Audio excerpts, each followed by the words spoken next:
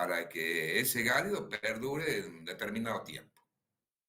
Esa es la idea, devolverle el gálido a un material que no tiene cohesivo. O sea, el cohesivo va a ser el asfalto, en este caso de la emulsión. ¿Sí? Sí, bien, gracias. Bien.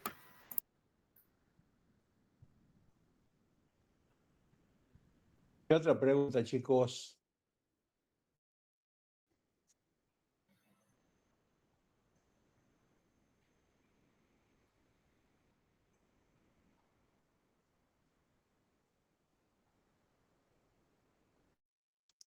Los que tienen más, por ahí capaz que tienen más firme a los conceptos, pregunten, porque le va a servir a los otros también.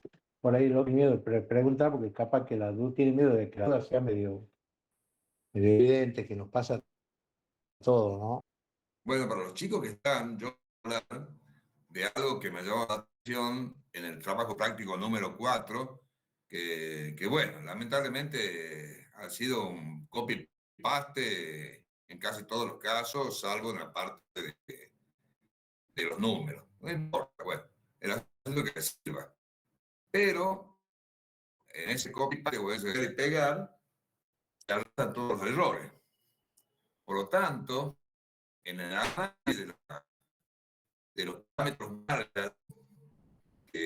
ahí están incorporados los conceptos las propiedades de la mezcla asfáltica, antes que lo entiendan para codificar conceptualmente. Hay que tener en cuenta que el PAM, que son los vacíos del agregado mineral, son los vacíos que deja solo el agregado ya compactado y terminado, que está sumado el asfalto, el porcentaje de asfalto que está en esa muestra, más el porcentaje de aire, ¿cierto?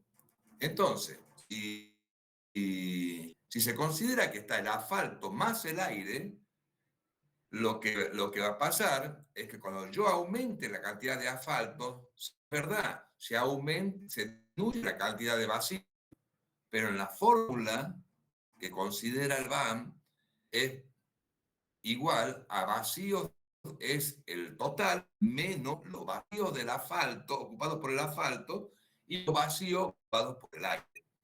¿Qué quiere decir? Que si yo aumento el asfalto, disminuye el aire, el BAM no se va a mover, porque un término se va a pensar con el otro. Por lo tanto, lo que tiene que variar, yo lo expliqué muchas veces y no sé cómo explicarles para que lo entiendan, o ya lo entienden, nada más que hay un error en la copia de la pegada, nada más. Lo que tiene que variar es el árido. Entonces, cuando la gráfica, que es cóncava hacia arriba, es como una parábola con la concavidad hacia arriba, una parábola, bueno, cortada, por supuesto, no es exactamente una parábola, en la rama descendente, ¿qué es lo que pasa? Hay más o menos árido. Y va habiendo más árido. Por eso disminuye el BAM, porque el BAM es vacío de aire más asfalto. Entonces disminuye el aire, el BAM, aumenta la cantidad de árido. Y en la rama ascendente aumenta la cantidad de aire porque se dice que se rompe la estructura, el dedo se rompe la estructura, se va abriendo la estructura debido a que la cantidad de asfalto que va ingresando no puede ocupar más aire porque no hay, los espacios de aire porque no hay. Entonces tiene que desplazar el árido. Eso pasa también en la estabilidad y pasa también en peso unitario. Todas las gráficas están relacionadas porque son las mismas probetas, nada más que hablamos de diferentes propiedades. En la propiedad de estabilidad, sí, nosotros tenemos, esta está regida por la fórmula de Coulomb más una componente viscosa. Si yo le aumento asfalto, ¿qué va a pasar? Va a aumentar la cohesión, el término C, pero también aumenta, al haber más cantidad de aire, el componente de fricción. Entonces se ve la rama descendente que aumenta rápidamente al aumentar el contenido de asfalto en la mezcla, de 4,5 a 5. Y luego baja porque se abre. Todas las gráficas están relacionadas debido a que son las mismas probetas. Y en yo tengo más cantidad de asfalto y además voy a tener más cantidad de árida en esa muestra o en ese volumen igual a 1. Tengamos en cuenta que el volumen tiene que ser igual en todos los casos, porque si no, no podemos comparar. Si tenemos un volumen de 1,5 y otro de 1, no sé cómo vamos a comparar. Tiene que ser todo el mismo volumen.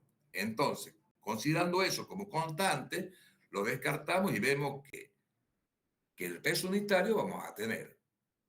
¿Cuánto pesa el asfalto a 15 grados centígrados? 1. ¿Cuánto pesa el aire? No pesa. ¿Cuánto pesa el árido? 2,6, 2,55, 2,6. Un árido bueno. Bueno, el aire, comparado con el aire, es más pesado. Por eso aumenta el peso unitario. Que si bien no es el peso específico, pero depende del peso específico de cada uno de los componentes que intervienen en la mezcla. ¿Me entienden eso?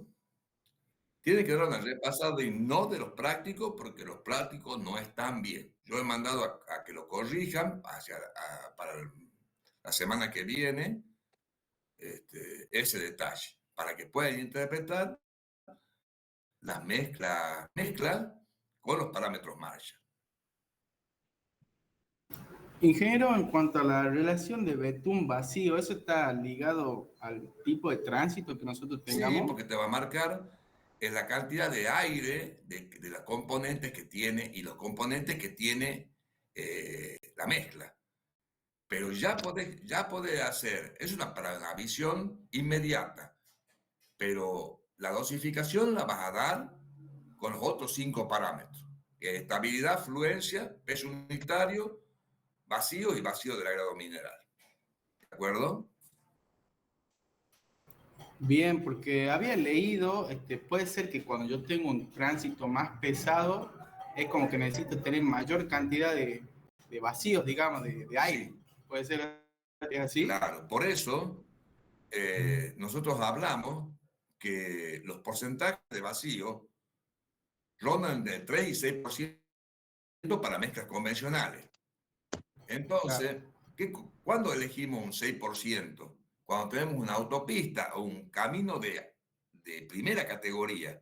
Cuando tenemos un camino de tercera categoría donde no va a estar muy sometido a las cargas, consideramos un 3%. Porque nosotros en el amasado necesitamos, y a alta temperatura, debido a la susceptibilidad térmica que tiene el asfalto, que cambia la viscosidad a medida que aumenta la temperatura, este asfalto tiene que ir para algún lado cuando se lo amasa.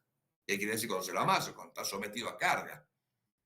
Entonces se le deja espacios vacíos para que sean reemplazados por el asfalto o migre el asfalto para esos espacios vacíos, para que así no salga a la superficie y se genere la exudación. Esa exudación que luego se seca y se transforma en una película, en una cáscara que se va desprendiendo a lo largo del tiempo. Y mientras está, se genera el hidroplaneo porque se pierde la macrotextura, perdiendo los canales. Que en agua de lluvia, por ejemplo, sirven para que se acumulen en los canales y se vaya a las banquinas y la otra cantidad vaya a los neumáticos, a los dibujos de los neumáticos. ¿De acuerdo? Para eso, los porcentajes de aire tienen que ser mayores cuando hay mayor tránsito. Hay que tener en cuenta que nosotros hablamos de mezclas drenantes como exagerado, de entre 18 y el 23% de vacío, de porcentaje de vacío, una barbaridad. Y también hay entre 6 y ese porcentaje de la mezcla drenante varios tipos de mezcla tipos de mezcla, pero que no lo vamos a ver, no lo vamos a ver, no lo hemos visto en el curso, lo verán ustedes en algún posgrado, en algo que necesiten. Pero ese es el criterio. Bien. Entonces, el fenómeno eso de exudación sería, o sea, lo análogo a la segregación que tenemos, por ejemplo, en el hormigón, o cómo se produce esa exudación. No. ¿Por qué? Porque con el aumento de temperatura y sometido a las cargas, el asfalto tiene que ir hacia algún lado. Se mueve porque Bien, disminuye la viscosidad. Para eso nosotros le dejamos un porcentaje de vacío. Por eso se dice que estabilidad y vacío son los parámetros más importantes.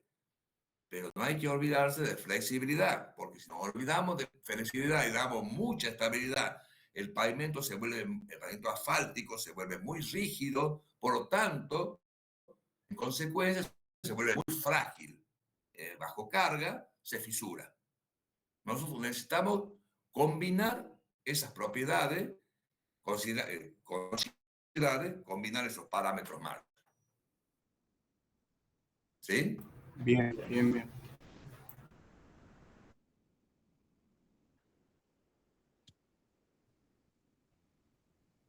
Pregunta, chicos.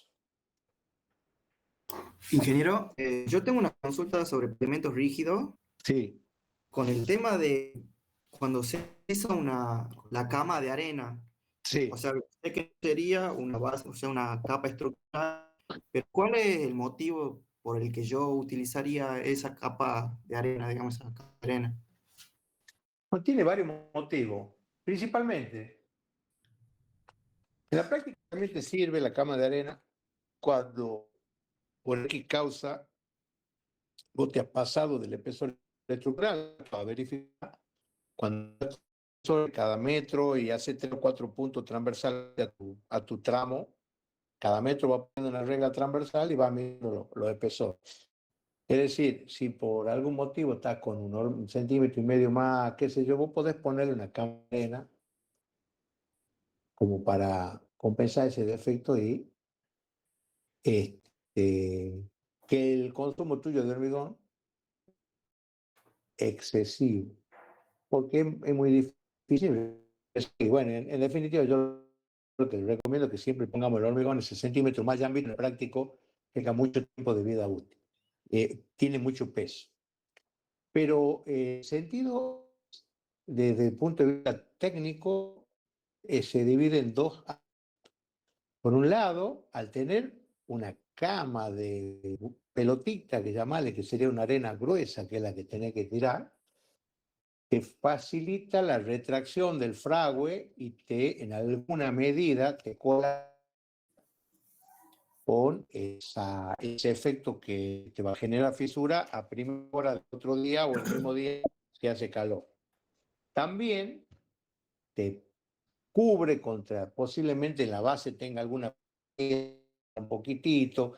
Esa piedra, no es tanto que el hormigón se va a agarrar con esa piedra y te va a hacer una diferencia de altura, es decir, que va a ir el espesor de la losa porque va a pegarse una piedra que tenés ahí abajo, porque ¿qué piedra puede tener? De 2 pulgadas, a base media. No va a ser una piedra tampoco, una piedra bola. Sí, en cuanto a que te va a permitir uniformizar tu espesor y no va a haber si hay alguna saliente en esa zona donde hay una saliente de la base, vos te vas a enganchar en alguna medida, va a tener menor espesor. La idea es que nosotros hablamos del plano ideal, que no pasa nada de eso, que es una alfombrita a base, que tampoco es así. Desde esos aspectos a nosotros siempre nos conviene. ¿Cuál es la contra? Es muy linda la teoría. Yo pongo la cama de arena. Ahora decime vos, hemos dicho, nosotros regábamos la base previo al hormigonado para que esta, en el caso que sea época de verano, que esté seca, no tome el agua que viene en el hormigón, que da la relación agua-cemento, que es la que yo necesito para el correcto fraguado del hormigón. ¿Se acuerdan de eso? Sí. Es decir, que si yo pongo la base, yo no tengo drama. En la base viene el camión y yo con la misma agua que tiene el camión con una bomba, yo la riego a la base, especialmente en los moldes, para que el hormigón no se pegue, etcétera, etcétera. Y si tengo la cama de arena, ¿cómo sería ese regado? Ya es más complicado, porque si vos se la vas a la cama de arena, ¿no es cierto? Claro. Y si no, tiene que ponerla a la cama de arena, pasar un rodillo o una chanchita, una placa vibradora compactándola. Después poner pasador, en caso que vos pongas los pasadores correctamente, la norma previo al hormigonado, es decir, que vos no vas a necesitar la trocha porque están los pasadores puestos. Si vos la haces artesanalmente, que yo no soy enemigo del hormigón, pero implica una presencia de uno en la obra, para que se hagan, mientras vos hagas la cosa bien, que los pasadores queden derecho, que vos hagas tu cama de arena y que tu cama de arena cumpla el rol que tiene, no que se amontone en un rincón porque le has metido la manguera, porque te habían dicho que regué, y se ha corrido toda la cama de arena en un lugar y queda un espesor de 4 centímetros, porque para eso tenés que hacer una regada tipo lluvia, tenés que ir para arriba, ¿me entendés? Todo lo que te estoy hablando. Es más, sería conveniente, porque bueno, la cama de arena, yo pondría énfasis en regar antes de poner la cama de arena, ¿me entendés? Es decir, constructivamente implica una serie de detalles que no son difíciles absolutamente, pero que necesitan una atención. Pero concretamente la pregunta que te dice es, nos falta de movimiento, sabemos que el hormigón al endurecerse se contrae, y la limitación que tiene el hormigón para esa contracción está principalmente en la irregularidad de la base.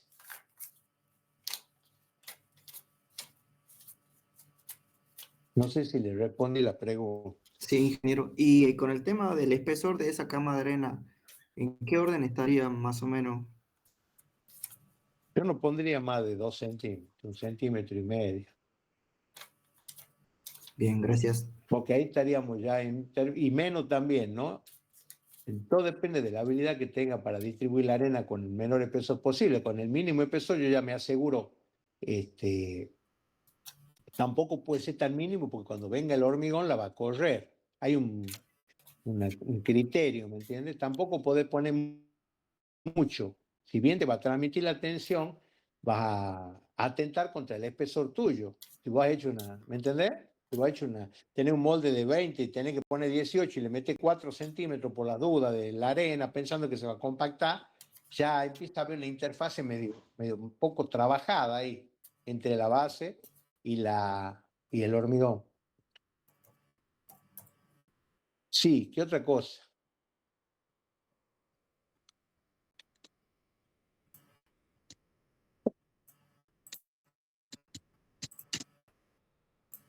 ¿Alguna otra pregunta, chicos?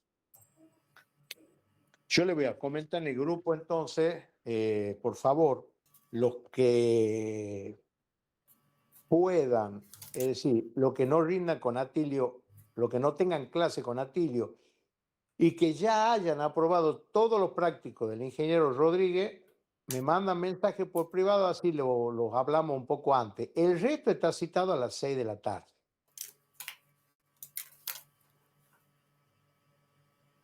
Si no tienen más consulta, lo cortamos acá, chicos.